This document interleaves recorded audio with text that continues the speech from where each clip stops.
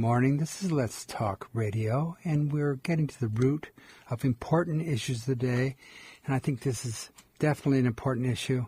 Every paper, every leader has weighed in on this. Want you to know that your voice matters. Please call in. We want your thoughts. We want your views. And you can reach us at 415-663-8492. This is Let's Talk here on KWMR, and the question is Baby Charles and medical ethics. I know very little about Baby Charles. I thought it was me. I should say Paul Raffel not here today. Paul Raffel on assignment in beautiful Seattle. But if you'd like me to do a Paul Raffel impersonation, you can call in and request one at 415-663-8492. Oh, do it now. Well, what do you mean? No, anyway, so 663-8492 or 8317. But first, can you explain who or what is Baby Charles, and how does this relate to medical ethics? Did we say that Shelley's joining us? We did. But Okay. yes, say it again. Shelley Yes. Rugg. Thank you so much, Shelley. I am here, and I found this to be a very full topic.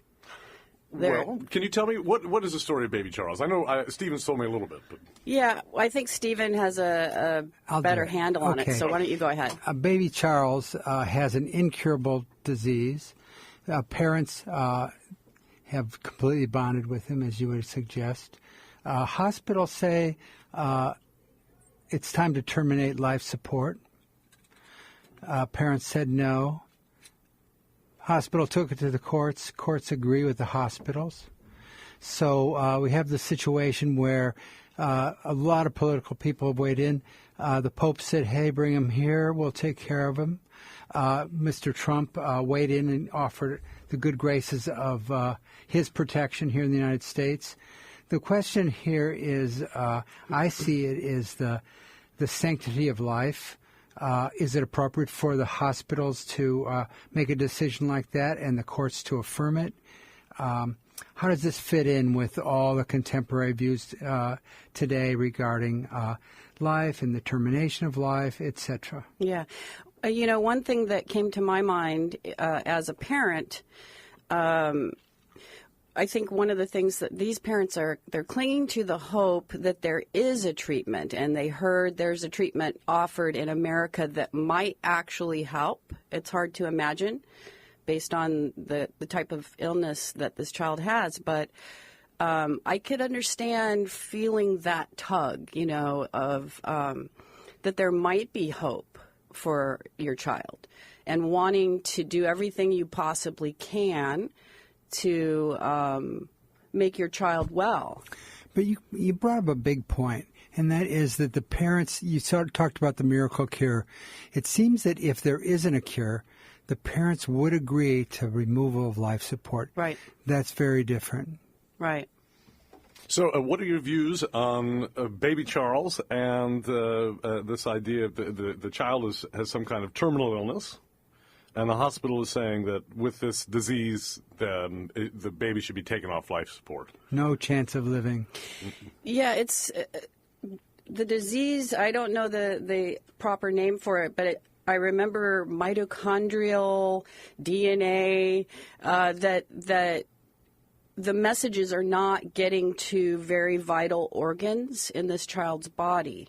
So I believe the child already has brain damage.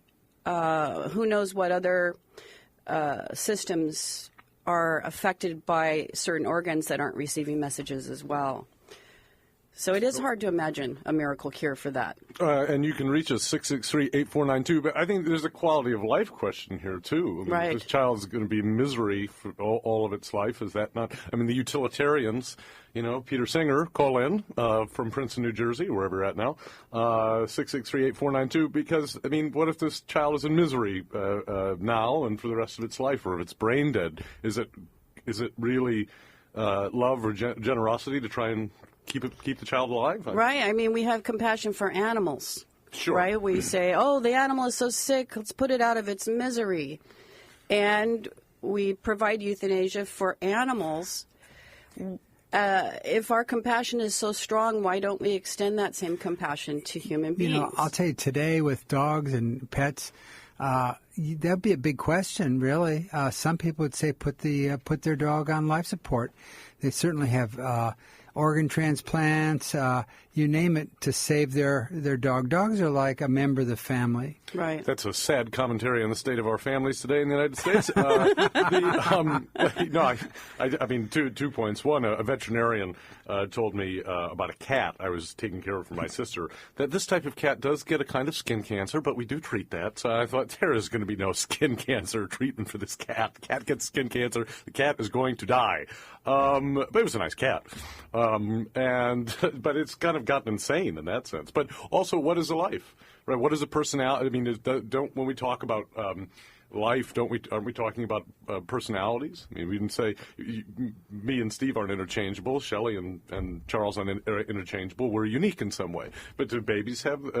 Does an infant have those properties? I mean, does that come into the calculus? Definitely. People who are highly religious value just the spirit itself in the being, and believe that it has a right to be here. But, you know, on the other side of euthanasia is life extension at all costs, right? That Terry Schiavo, I don't want to bring her into this, but there she is. Remind us who she was. This was a long time ago. Terry Schiavo, incurable. She's in a coma. Again, life support. Legally brain dead, I think, was it? Yeah. Oh, you do remember. Mm-hmm. Big controversy of whether she should be terminated, essentially, by removal of life support. Right. I went on for years, actually. And it was a big political thing as well. As you say, Trump has reached out to save baby Charles, and it's done nothing for me yet. But the same, it was a political issue back then, right? You know, it seems to me that somebody can be in favor of abortion, terminating a pregnancy. But so the question is, what if you've got this, somebody who's 11 months old? Does that make a difference in your thinking between termination of a life? Charles, you wanted to talk about medical ethics. How does that fit in? Well, I think it's just these are all questions. These are all about ethics, about choices, and what are the basis of those choices. So the interesting thing would be a child born with this disease 50 years ago, maybe even 20 years ago, would have just died, right? I mean, it would not have. This would not even have been a question because it couldn't survive, normally. Well, and that kind of points to another issue, which is the parents asking, may we please take our baby home so it can die with us at home? Yep. And they were told no. That's right. I think that would be unfortunate, yeah. I mean, if the decision was that there's nothing that you could do medically for this child, why not?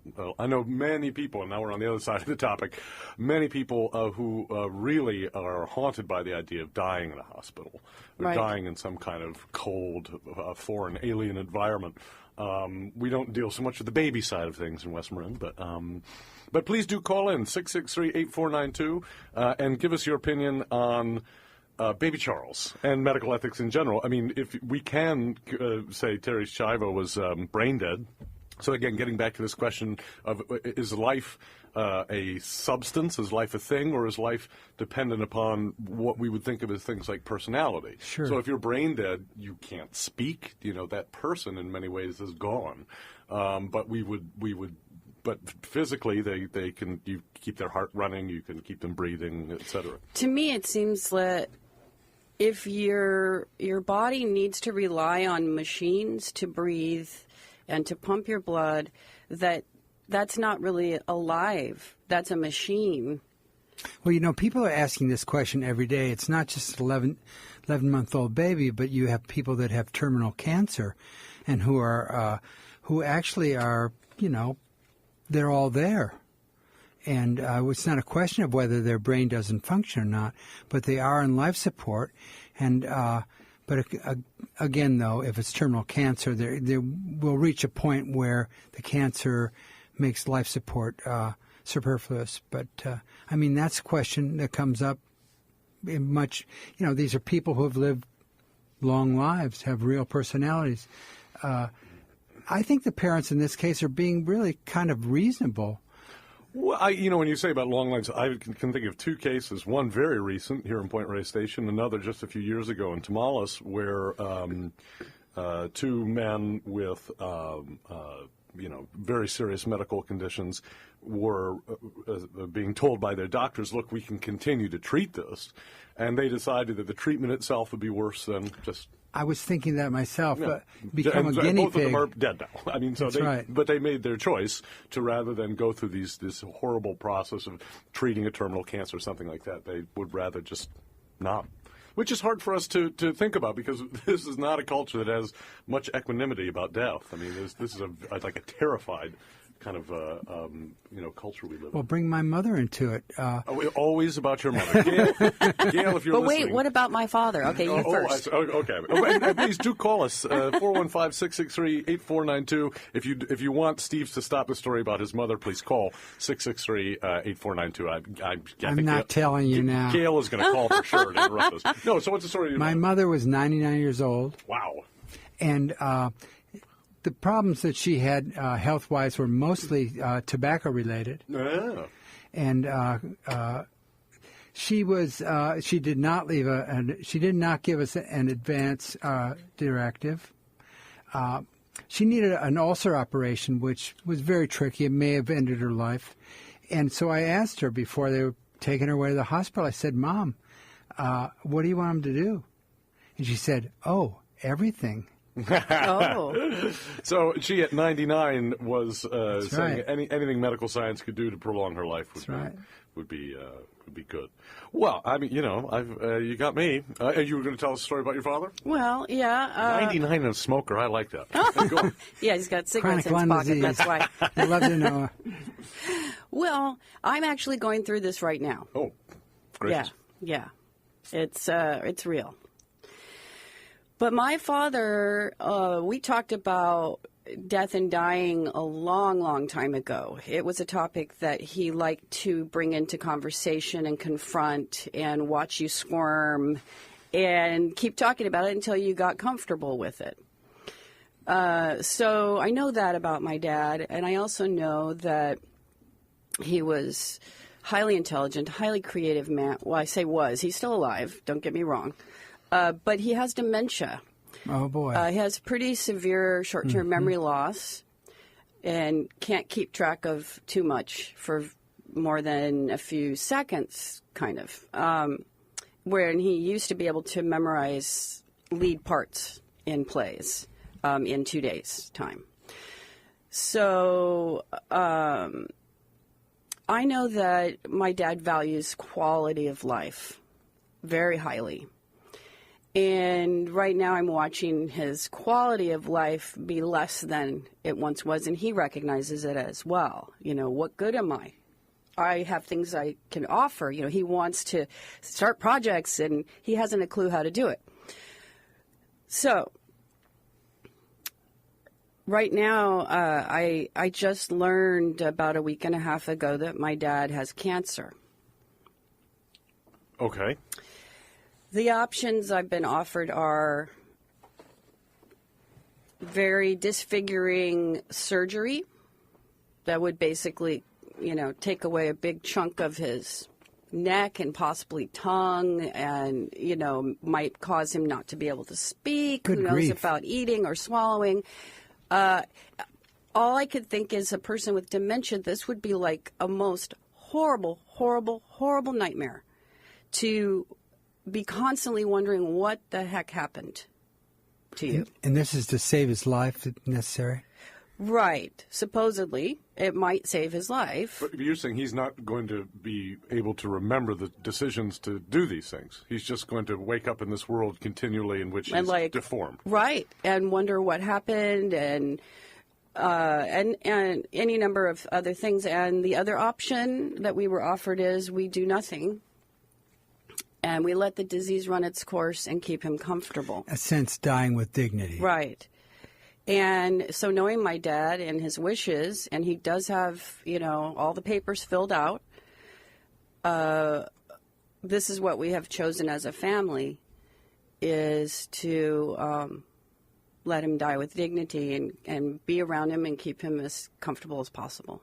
Well, you're listening to Let's Talk here in KWMR, and we do have a caller. What's your name? Oh, sorry, wrong line. Seattle. Oh, dear. There you're. I know this person be particularly foul-mouthed, so I will have to say, please try and keep it decent here on the air. Keep it English. Hey, great show. Yes, as you know, this is near and dear to my heart too. The dying with dignity thing and the quality of life. So, I really empathize with Shelley over her father's decisions and everything that needs to be done there. As for baby Charles, I wish you'd stop calling me that. Is he actually brain dead? Well, we know you are, but is he brain dead? Do they know? Stephen, do you know if he's brain? No, he's not brain dead. Well, he's only 11 months old or something like that? Well, I mean, but he has brain damage, I believe. Brain, yeah. Okay. Yeah, but he can't speak or see or hear or move or, yeah. He's 11 months old. How awful must that be, even for a forming brain? I don't know. Boy. To me, we have a problem in which what we classically think about what life is about experiences, as I was saying earlier, personality. But what's risen in the last 40 years is this idea of life as a substance in itself that needs to be defended at all costs, which means that this doesn't resemble. I want to apologize. I did see Olive Briggs on the street earlier today. I think she's only about 9 months old, and she's got a lot of personality. But generally a healthy child. But I don't know how to make decisions about things like that. I think in a situation like this, it's more about the parents than the child. They wanted to spend more time with the child before. I think the parents are being reasonable. They wanted to spend time with the child before the life support was removed, and because they're the parents, they love this child, they feel they bonded with this child. So the question is, it's going to affect them their whole lives. Well, inevitably. I mean, what if the child had lived? They may have escaped something here. Sorry, it's fairly dark humor. They want to bring her to the States, I think. Yes. Where there's some experimental treatment for this, although everyone's saying there's no cure for it. And, they've raised 1.2 million or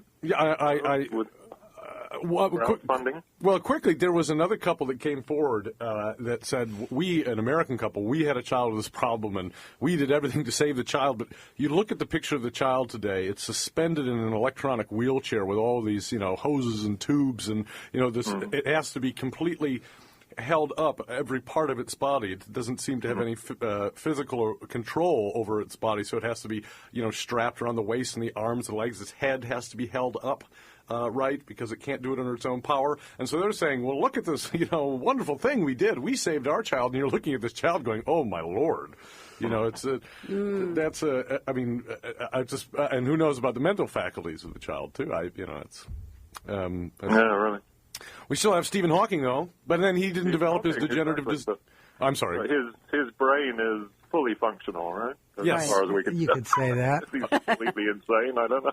Well, there's a great, he's an eccentric fellow, to say the least. Errol Morris, the filmmaker, was interviewing him in his office in Cambridge, and he had a life-size poster of Marilyn Monroe in the office. And Morris said it was terrifying to interview Stephen Hawking because there's a big pause in between any question you ask and his response, which we don't do in normal conversation, so it makes us very nervous to have that. So he said, do you like Marilyn Monroe because, like you, she's appreciated for her body and not her mind? Actually. And Hawking said yes. So he was on board with that. So, but do we save the child or not? It's not about saving it. Do we terminate the child? Do we withdraw the life support? I mean, they could keep the life support going. I don't know how long the child would live. But the question is, do we withdraw the life support and thus make a decision at that moment whether the child is going to live right then and there? I think for me it kind of brings it back to basics. Like if we lived in a village in the woods and we all took care of each other, when the baby was sick, we would hold the baby until the baby died. Yeah. You know. What do you think? Yeah, go ahead. I was going to ask the caller. I was told that I was talking over callers last time I was on. So please, caller. I'm sorry to interrupt you. I can't get a word in edgewise.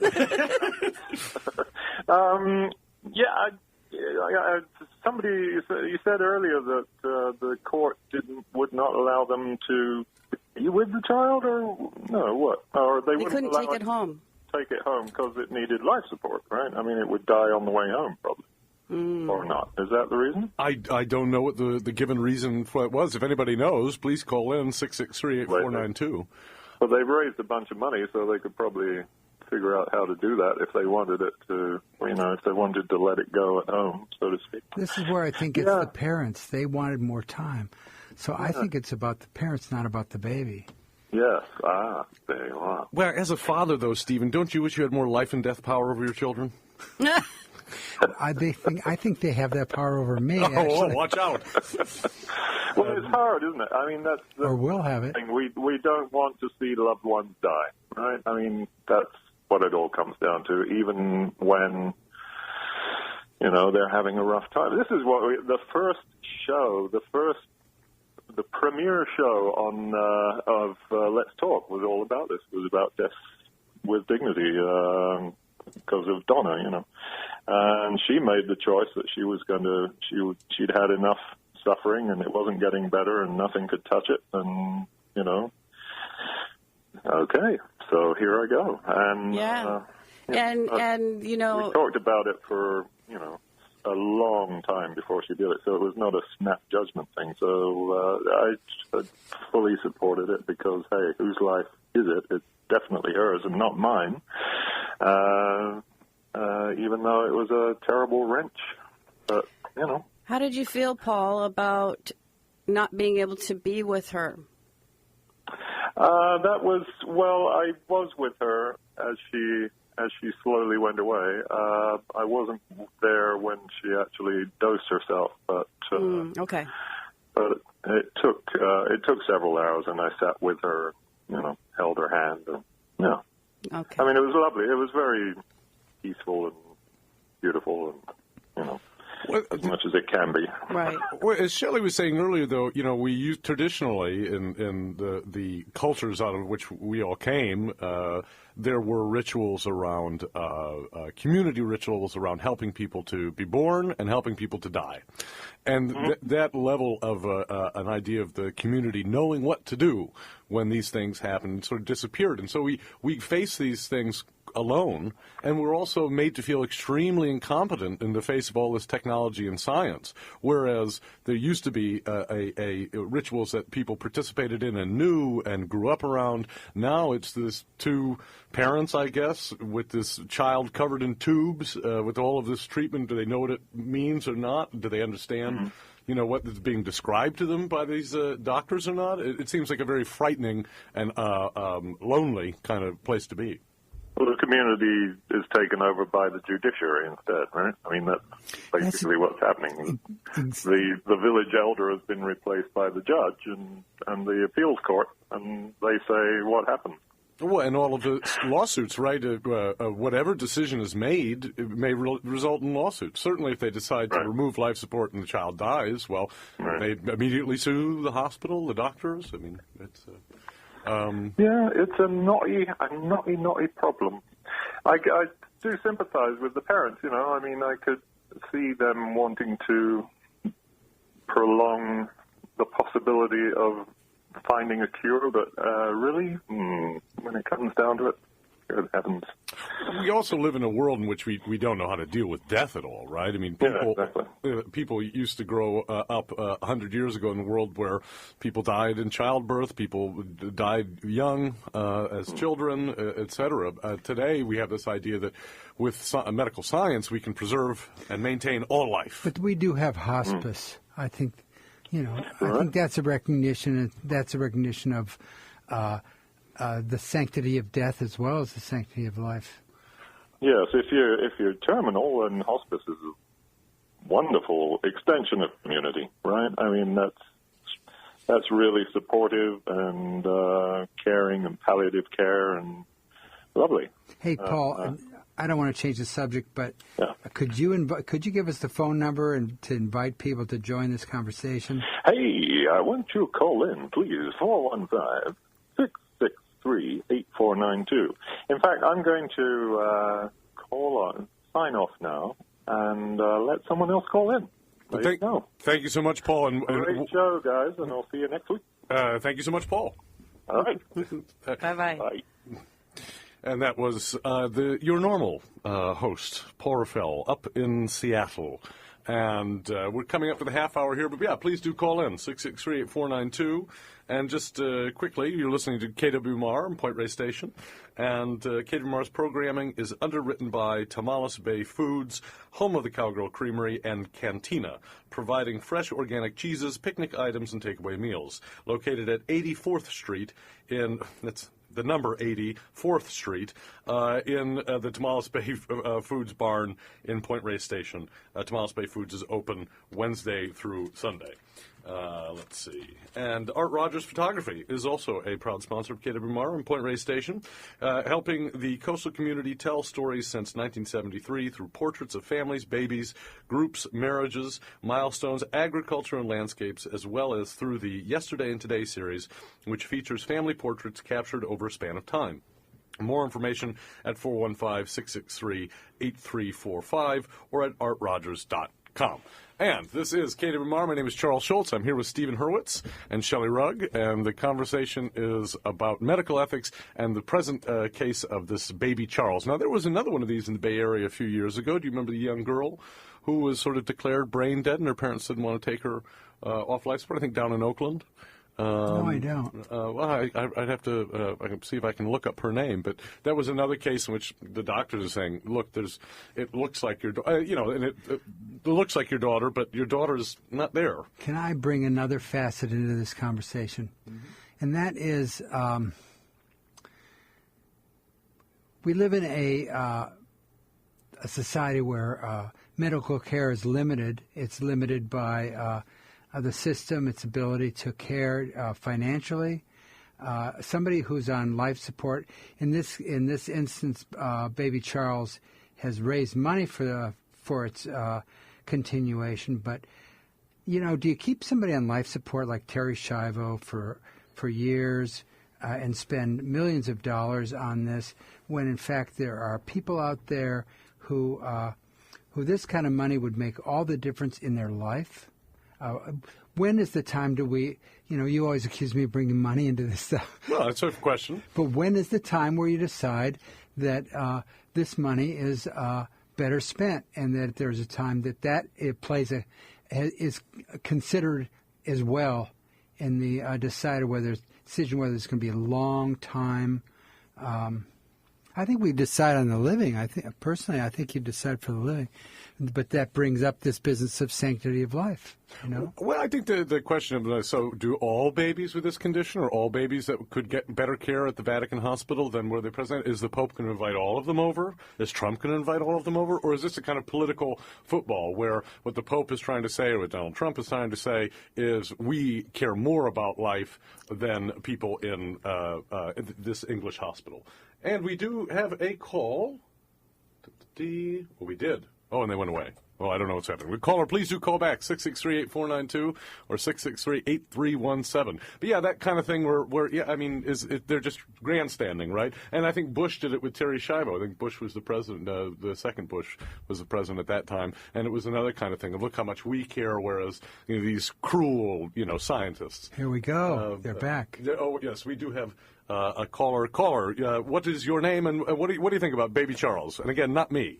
And please don't call me baby Charles. I thought this whole show was about you. Well, it typically is. And that this was like your christening. Yeah, I was christened, and my grandfather insisted on singing Bonnie Charlie's Gone to War. So there you go. And it was like, I still have the pictures. It's pretty ridiculous. Anyway. Bonnie Charlie's Gone AWOL. Yes. Updated this for today. Is Sally calling from Seattle. Sally in Seattle. Well, I like that. Yes. Not sleepless. Yeah. Well, actually, it is debatable as to whether or not I was, in fact, sleepless. However, I'm here. But I've been listening with great interest to the show. So my thoughts are that when you're in a situation like this, which is horrendous, and I do know pediatric nurses who have talked about the incredible difficulties and the problems they've seen with newborns who have terrible afflictions at birth or malformations, and it's just a hugely complex problem. That's certainly no secret. But you have to look at the intervention of government and the removal of funding for women, for the infrastructure of medical care for women, just once they become women, technically, by menstruating, and then on through to planning pregnancies, becoming pregnant, following the pregnancy, because we have all these tests. They're in good standing, and they're long established, and they're constantly developing better ways to monitor the fetus. But we have this far-right majority that's against this kind of thing because it actually, as you know, the mother is just this sort of carrier, the handmaid, and it's just all about the baby. So I was sort of wondering if the poor little baby Charles, if there was an indication, if a test had any indication that there was a problem, that perhaps the family didn't get this test, or it's just one of those terrible things they couldn't anticipate. But either way, I think it's a huge Megillah if you have... You're bringing the Megillah into this thing? Huh? Are you bringing the Megillah into this? Well, it's not the full Monty. It's just a big problem. Well, you bring in medical... you bring in these sort of religious ethics, and that combats the science, and it's this kind of unhealthy meddling, I think, and it reduces women to just being like carriers. You brought up something else that I think is important, and that is the women who find themselves, the nurses, the doctors, the women who are on the front lines, these nurses, and find themselves with situations like this, and maybe can make a decision on their own that can affect the outcome. Well, the way I see it is that we brought up the ultimate political football, at least over the last 40 years, and I guess it's still to this day, which is abortion. But, the way that I looked at that was that, yes, the Republicans oppose it, and they have their rhetoric around that, and yes, maybe the Democrats are for it, and they have their rhetoric. I didn't see that either party has done very much meaningfully in the last 40 years to deal with the question of poverty, because that seems to be where these kinds of questions are contained, whether you're going to have the security and education to be able to plan your pregnancy or to make choices about this, whether if you do get pregnant, you feel that you have the resources to have this child, or if you don't. So both groups want their political football. Both groups want to point at the other and say that they're inhumane, but I don't see anybody doing anything about the conditions of poverty which constrain people's ability to choose and to plan and to have decent lives. Medical services like Planned Parenthood and other free clinics, which are systematically being closed and have been, and that's a Republican thing. So I think the Right to Life people think that you can't terminate a pregnancy under any conditions. So if you were 4 months along and you knew that this child had severe brain damage or was suffering from disfigurement, etc., they wouldn't allow abortion under any circumstances. Well, there might be some Democratic support for funding abortion, but what they're not doing is addressing the conditions of poverty in those places in the first place. So they say, you can have your abortion, but your life's going to be miserable anyway, and so, this is... But what I'm saying is if you don't have access... Well, I'm not disagreeing with you. If you don't have access to the education, and in addition, now no longer having access to clinics where you could be educated as a woman or as a couple, whatever, or as a young woman, single, whatever configuration you can come up with, the potentiality of education in going to a responsible clinic that can say, perhaps you'd like some birth control so that you can choose whether or not you would like to have a child, because that's also a big cultural thing. So in certain cultures, condoms are just the big so no one's going to be using condoms anyway. And then the men don't believe in using it, and then women are sort of just acquiescent because it's part of the culture. And so you do have things like that. You have a lot of sort of unplanned pregnancies. Even though I just read a headline that said, like, fertility is way down, or maybe That's right. State is doing some good. I don't know. It depends on your ethnic identity. Well, I guess I think that's a more complicated issue, though. It's people don't feel that they have the wealth that in my generation that their parents had, and they associate a certain lifestyle with what it would be required to have a child. And since they're not going to have that, then they don't want to have children. Or you get the women who were careerists and just didn't have time to get married. They're freezing their eggs and stuff like that. So, right. But also, but conversely, you do have cultures within our communities that, there are lots of single women with babies, and the fathers are just AWOL, or they're not. You brought up my favorite quote, Sally, which is my hometown of Flint. The population never changes. Every time a child's born, a grown man leaves town. And here I am on KWMR. I'm sorry, Sally, you were saying something. Forgive it. No. I mean, I'm kind of on a wee rant here. I just feel like it goes back and back, and I think what's the crucial piece is that women need education, and it's helpful if women are supported, and if they're not supported by their families, then they need to be supported by the accessibility to clinics so they can go get some education and perhaps birth control and the prenatal testing, and then the testing that goes along throughout a pregnancy. Like, the whole timeline needs to be taken care of. And this crazy, over-the-top defunding of anything having to do with women's health is really, I think, just patently immoral. And, if men were the ones carrying babies, this would not be so. It just would not be so. So there are no, it's just an unfair, unjust system in this regard, and it's been rolled back in this horrendous way. And I don't know if the little, like I said, if the baby who we've been talking about, if there was any test as an indicator of this. It's hard to say because it was an extremely rare disease. Yes. Yeah, there's only I think they said dozens all over the world of babies that are born with this. Yeah, and it's just so sad and such a dreadful shame. I have, had many experiences of losing people over the years, and a friend of mine lost a baby who was born with a heart problem, and she spent a few weeks with her baby, and then the baby went, he passed.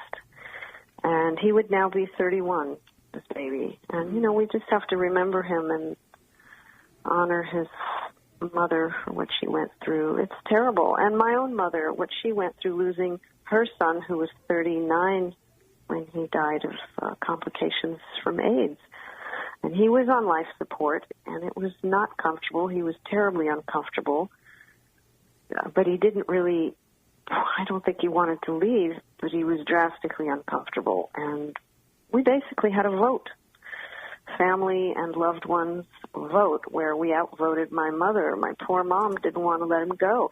It's just the most visceral, basic thing. You don't want to lose your baby. It's heartbreaking. And even if your baby's 39 and completely a breathing machine and everything, and he's, clearly dying. And so did you take him off of life support? Is that what the decision the you doctor? Yes, we outvoted my mom in a hospital. Oh, you broke up there a bit, Sally. You said you outvoted your mother, and then we outvoted. I guess you're breaking up a little, Sally. You still there? Sorry. Oh. Well, anyway, we basically outvoted her. Interesting. So we let him go. We let him go. Yes. How did that impact your relationship with your mother? She was upset with all of us, but I think she actually understood. But she was depressed for the remainder of her life, and who can blame her? Yeah. But these are visceral. This is so. I mean, anyone whose child predeceases, it's just sort of like you were saying, Charles. It seems really wrong in our culture today. It doesn't get much worse, actually, as a parent to watch a child predecease you. I don't know. My mom might be all right with it. I don't want to put that to the test. No, don't. Charles. I'm just a little levity. Why not? I can.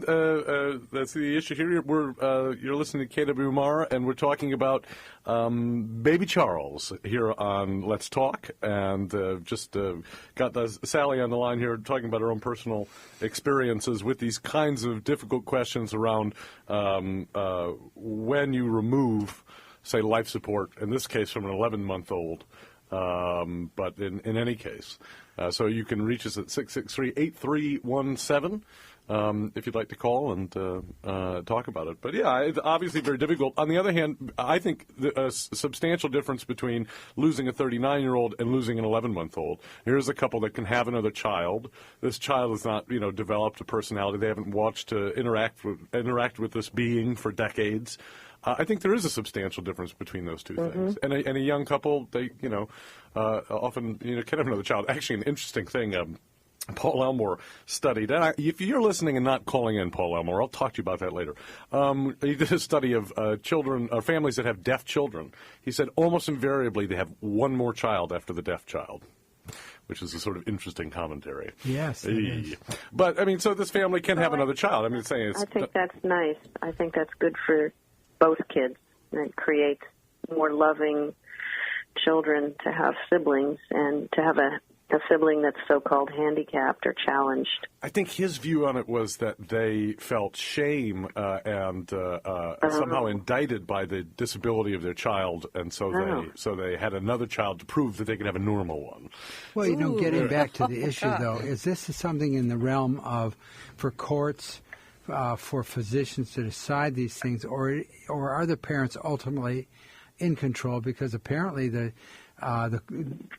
court's rendering really hasn't had much impact on this. Well, what about the being West Marin, all the anti-vaccination people, but also that couple in Pennsylvania, they wanted to treat their own 8-year-old cancer with their own homeopathic ideas through diet, through this, that, the other thing, and the child died, and I believe they were charged criminally for taking the child out of the hospital or not getting this formal professional medical treatment, doing it themselves. They're punished for that, which is an age-old tradition. It goes back between, to Middle Ages and before, of the fights between formal medical science and, folk practitioners of medicine. They called it negligence, probably, sure. Yeah.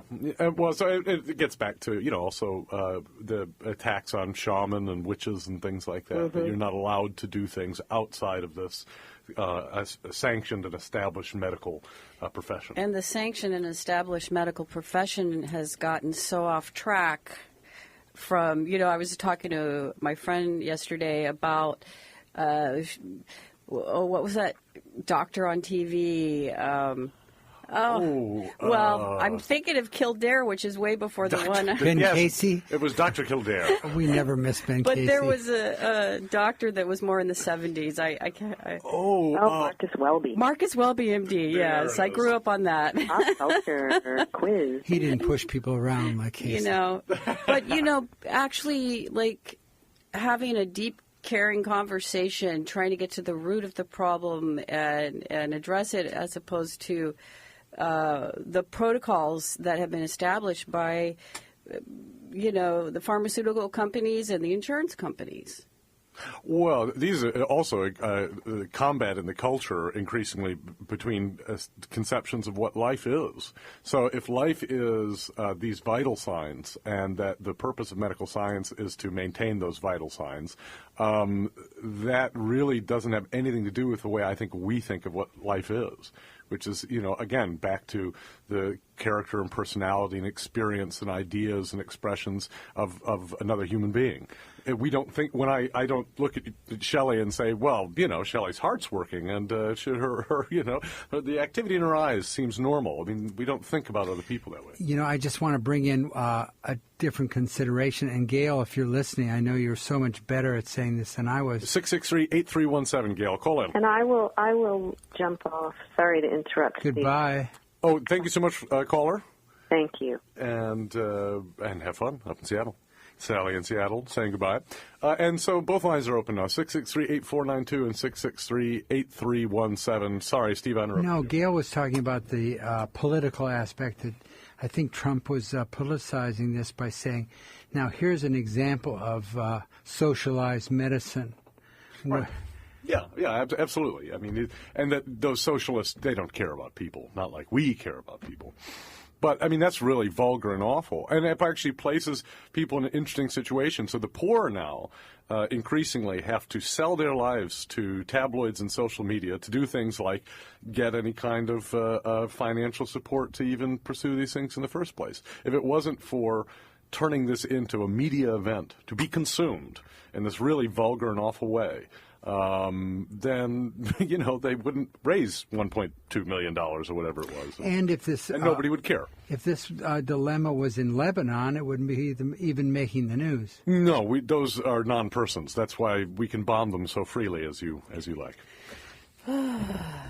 They don't exist. But that's the interesting thing is that this baby would not exist, quote unquote, exist, if it wasn't for it's being sold as this big media event and now political event, which is quite sad. This is different than a traditional right to life identity. This child, take away life support, this child would not live. But in terms of abortion, you actually probably are terminating the life of a child that brought to what do we call it? Full term would live. So you're actually making a decision. Sure, but the quality. I mean, scientists would tell you that in the zygote has unique genetic characteristics that don't exist in any other cell in the human body, right? And so in that way, it is quite unique. But to call that a child is a bit of a leap. Children run around and play and talk. I know you and I disagree on this, but I'm not saying I disagree. Actually, I have a different way of approaching it. But go personally, on, I think that. You cannot deny that being human takes all forms of identity. So that as a zygote, this is human. The zygote is a human being, and that's the way humans look at that particular time of their life. Look, seen by whose eyes? I mean, this is a quite recent medical development. By whose eyes? Well, I mean, it's a human being. Well, no, I mean, this would not have been this would not have been visible in human history until what, maybe 40 years ago, 50 years ago, until ultrasounds and actually inserting cameras into the uterus and things like that. That simply did not exist. Well, so it looks like a child. It never looked like a child. Whether you can see it or not, it really makes no difference. Okay, let's talk about guilt trip. Oh. Okay. All right, you got the guilt trip of choosing not to bring a child into the world, possibly for financial reasons, readiness reasons, We like to beat up on poor people who bring too many children into the world. They can't afford to care for them all, but they had them, so they don't have the guilt trip of not having the child. Well, my disagreement with Sally would be this, is that it's not that you shouldn't have things like Planned Parenthood. I'm kind of neither here nor there on that question, but let's just say for the sake of argument, great. My argument against it is the same argument I would have against affirmative action. What it says is we care about the fact that you're disadvantaged only if you make it to age 18, and then, having lived in terrifying and degrading poverty, are put together enough to be able to apply to college. But they don't care about the first 18 years of your life, and that is where, healthy people develop. So women talking about, reproductive rights or access to abortion or contraception, okay, but what about the first decade and a half or so of their life, depending on where you want to put the date. I'm saying nobody cares about that. The Democratic Party doesn't care about poverty. They're quite clear on that. They say, okay, you can have abortion and birth control, but we're not going to ensure that we're working to create healthy communities that produce strong women who can make decisions for themselves and take care of their own health. And Republican governors are pushing back on the funding cuts regarding the opioid epidemic. How do you mean? Well, the Congress wants to make serious cuts in funding for opioid clinics, etc., and governors of these states, Republican governors, are pushing back against that and say, wait a minute, we need that money. Well, that's insane, but that is the big epidemic today. The other kind of side of that I was... oh gosh, I've lost it. It doesn't matter. 663-8492. We still have a few minutes to talk about baby Charles, and this conversation has gone all over the map. But I would say, yeah, ultimately... Don't they all? Well, ultimately, you have healthy communities or you don't have healthy communities, and America doesn't. What it does have is rich and poor, but the shaming thing, that's what... Right. And healthy communities, so how can we be healthier? Compassion is a huge part of that, right? Respect. Trying to understand, how it feels in someone else's shoes. Empathy. Yeah, and we've become so separate from each other, and even more so now that we have technology. We think we're connecting with each other online, and he was texting like a teenager earlier. Ridiculous. I don't even have a cell phone. So, yeah, it's all like... Oh, and how proud you are. I'm very proud. Shaming the rest of us that have one. I will shame the cell phone people to my last breath. A lot of shaming that happens online. Well, but I have very to say, unfortunate. I have to say that I have two children. I think it's built into it. Well, I have two children, and it never came up that I felt I did it out of... That shame never... it never was a consideration. We had children because we wanted children. We felt that it was an important part of our lives. And so to that extent, we wanted to be parents, but we didn't want to be parents because we would have been shamed for not having them. Well, I think the wealth thing is a big part of this, too. There are rich people and there are poor people. And the shaming, even Barack Obama is not well known because he's not even he's just an idol to people out, in places like this. He had this speech in Houston. I was just stunned when I saw it, but it's part of a typical thing that a lot of black public intellectuals do. He was shaming the poor, the poor blacks, in this case of Houston, saying you can't feed your children Popeye's chicken for breakfast. I mean, you can imagine that coming out of the mouth of even a white Democrat. It would have sounded outrageous, but that's part of the deal. Part of the deal is the shame. It is up by your bootstraps, in America here, and if something's wrong, it's because you're not competitive enough. You're not fighting hard enough to get what you want, et cetera. And he did that. People don't like to think about that because he's, Saint Obama, I suppose, in places like this. But that did happen. I think there is a lot of shaming in this culture, which is really not helpful. Because, again, the people that are putting the shame out there are not interested in whether these are healthy, thriving communities or whether they're absolutely devastated, whatever, obliterated places. Like I grew up in Flint. Now, compassion means I believe in affirmative action, I believe in Planned Parenthood. It's just not enough. That is simply not an answer. That's palliative care. There's a Band-Aid for you. And we need to think much more seriously about poverty in the United States. But anyway, with just a few minutes left, Shelley, do you have final reflections here? Well, it's just that, this topic about health care or about right to live or right to die or who decides is just a piece of the huge puzzle of being a human being on this planet today. Everything is connected. Everything is linked up. You make a choice here, it's going to have an outcome over there. So it all matters. I was going to say that's exactly what I was thinking. Well, I think the interesting thing to see it here is that when you say look at artisanal foods, which is one of the things we're very proud of in West Marin, those things are happening, again, centered around wealthy enclaves all over the United States. More shame. I'm shaming them all. Can't Is it the wealth that pays for or creates the conditions in which you can have $10 a pound butter, right? Is coming from as you say, a completely connected global system of trade and movement of capital and the exploitation of workers and the planet. So when you look at that beautiful cheese, it is not unconnected from this whole system. And I think people either had never conceived of it that way, never thought of it as being a connected thing, but it is. So you think there might be a store where people can cruise around and say, well, I'm going to buy a pound of child welfare or... Well, no, I think what we should do is just cut out the middleman and drop cheeses on the heads of, the poor people of the Congo who are mining the coltan that goes into Steve's cell phone. Cut out the middleman and just directly attack the people of the Democratic Republic of Congo. Anyone agree with that? Maybe that'll be our topic next week. Shelley has quite the look on her face. Thank you so much. And what do we have up next? Attunement with Anthony Wright. But maybe you'll join us again, Shelley? I would love to. Excellent. Thank you. Thank you both. You're listening to KWMR, and in just a moment we will have Attunement with Anthony Wright. This has been Let's Talk on KWMR and Point Reyes Station.